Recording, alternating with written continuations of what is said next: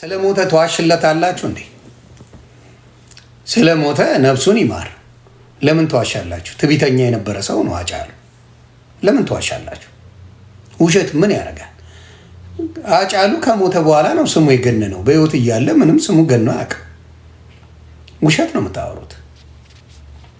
አጫሉ ስለሞተ ስሙ ገነነ እንጂ በህይወት እያለ ብር ተቸግሮ መንግስት አበድሮት ኑሮን ተፍ ተፍ ለማለት የሚኖር ሰው ነበር አጫሉ። ለምን ተዋሻላችሁ? ከሞተ በኋላ ነው ስሙ የገነነው እንዴ። ናሁሰናይ ለምሳሌ አሁን በአማራዎቹ ስሙ ገኗል። በህይወት እያለ ናሁሰናይ ማን እንደሆነ እኔ አላውቀውም፣ ማናችንም አናውቀው። ሲሞቱ ስማቸው የሚገን ብዙ ሰዎች አሉ። ኢትስ ኖት ቢግ ዲል እንጂ ውሸት ውሸት። ሌላ አምጣ። ዘመድኩን ነቀለ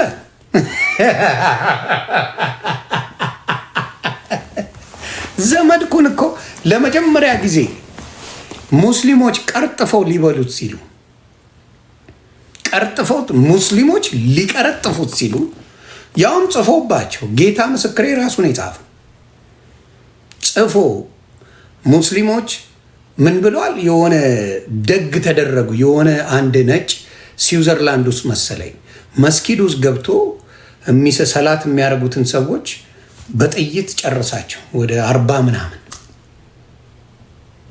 ከዛ እንኳን ደግ አረገ ምናምን ብሎ ጻፈውና ወዲያው አጠፋ። እነሱ ስክሪንሻት አድርገው ያዙት።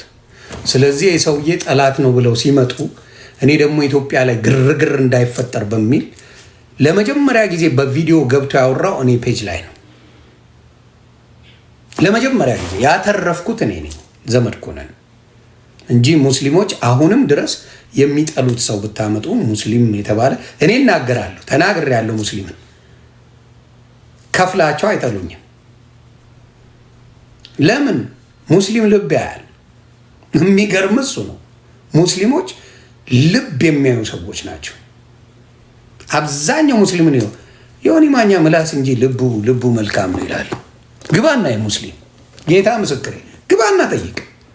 አብዛኛው ሙስሊም የሆነ ማኛ ልቡ ክፋት የለውም፣ ሀቅ አለው ይለዋል። ሀቂቃ ይናገራል ነው የሚሉ። ግባና ጠይቅ ሙስሊም የተባለ። ሌላ አምጣ። ዝሆኔን ተናገርካት።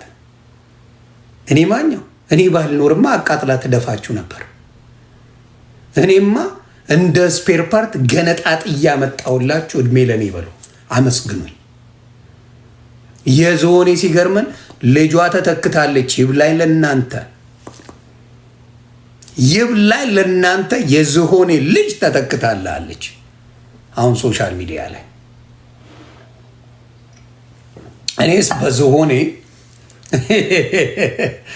በዝሆኔ እኔስ ችግር የለውም። እኔ መልሷ ነበር ጥብስብስ አድርጌ የጨረስኩላችሁ እኔ ነኝ። ስለዚህ ለዝሆኔማ ምስጋና ቢቻል 10 አንበሳ እዚህ ላይ ማየት ነበረብኝ። 10 አንበሳ በዝሆኗ ምክንያት አመስግናችሁ መስጣት